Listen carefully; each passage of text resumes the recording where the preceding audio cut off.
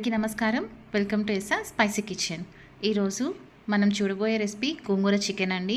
ఈ gongura chicken curry chapati, rice and bagara rice దేంట్లో కన్నా చాలా బాగుంటుందండి. అలాగే ఇది మంచి గ్రేవీతో పుల్లంగా కారంగా భలేగా ఉంటుందండి. ఇది ప్రిపేర్ చేయడానికి ఎక్కువ ప్రాసెస్ ఏమి ఉండదండి. చాలా సింపుల్గా ఈజీగా ప్రిపేర్ చేసేయచ్చు. మరి ఇంత టేస్టీగా ఉండే గోంగూర చికెన్ ఎలా ప్రిపేర్ చేయాలో చూసేద్దాం రండి. ముందుగా 1/2 kg చికెన్ తీసుకొని ఒక 2-3 టైమ్స్ వాష్ చేసేసేయండి. అందులోకి 1 స్పూన్ వరకు పసుపు, ఒక 2 స్పూన్ల వరకు సాల్ట్, 2 స్పూన్ల వరకు కారము, 1 స్పూన్ వరకు ధనియాల పొడి, 1 స్పూన్ వరకు గరం మసాలాని యాడ్ చేసేసేయండి. అలాగే ఒక 2 స్పూన్ల వరకు అల్లం పేస్ట్ని కూడా యాడ్ చేయండి. 3 నుంచి 4 లవంగాలు, కొంచెం దాల్చిన చెక్క, అలాగే ఒక 2 యాలక్కాయలను కూడా అందులో యాడ్ చేసేసేయండి. ఒక 4 నుంచి 5 స్పూన్ల వరకు పెరుగును యాడ్ చేయండి. అలాగే ఒక మీడియం సైజ్ ఆనియన్ని సన్నగా తరిగి పెట్టుకున్నది అది కూడా యాడ్ చేసేసేయండి. ఒక 2 పచ్చిమిర్చిని ఇట్లా చీల్చుకొని అవి యాడ్ చేయండి. ఒక మీడియం సైజ్ టమాటాలను కూడా సన్నగా కట్ చేసుకొని అవి కూడా యాడ్ చేసేయండి. అలాగే కొంచెం కొత్తిమీర, పుదీనా ఇవి మొత్తం వేసేసి బాగా మిక్స్ చేసేసి ఒక అరగంట సేపు చికెన్ని బాగా మ్యాగ్నేట్ చేసేసేయండి. ఒక అరగంట వరకు మ్యాగ్నేట్ చేస్తే సరిపోతుంది. సో ఈ లోపల మనం గోంగూరను ప్రిపేర్ చేసేసుకుందామండి. బాండలు పెట్టి అందులోకి చిన్నవి ఒక 2 కట్టల వరకు గోంగూరను తీసుకుందాము.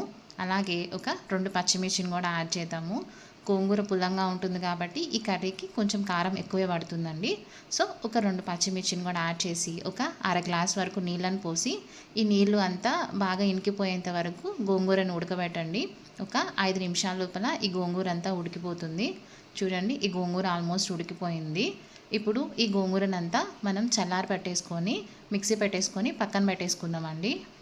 కర్రీ ప్రిపేర్ చేసేసుకుందాము. బాండలు పెట్టి అందులోకి ఒక 2 స్పూన్స్ వరకు ఆయిల్ని వేసి ఒక అర స్పూన్ ఆవాలు, అర స్పూన్ వరకు జీలకర్రను వేయండి.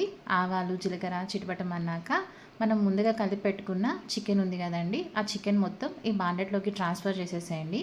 ఈ చికెన్ మొత్తం ట్రాన్స్ఫర్ చేసేసాక ఒకసారి అంతా మిక్స్ చేసేసి 2-3 నిమిషాల వరకు బాగా వాడనివ్వండి. ఇలా వాడడం వల్ల ఈ ఆనియన్స్, టమాటా అలాగే అల్లం పేస్ట్ మొత్తం కొంచెం పచ్చివాసన పోతుంది.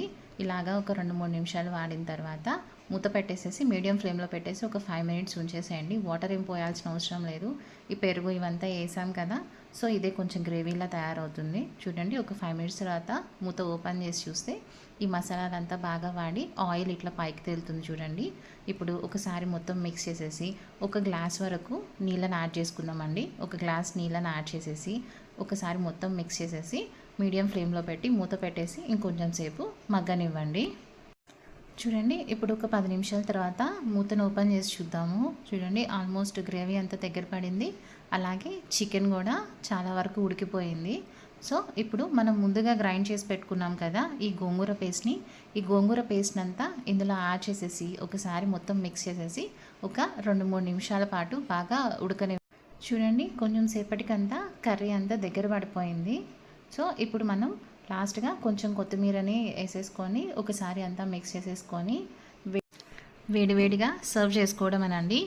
మీరు తప్పకుండా ట్రై చేసి చూడండి. ఈ వీడియో మీకు నచ్చినట్లయితే please like, share and subscribe. Thanks for watching.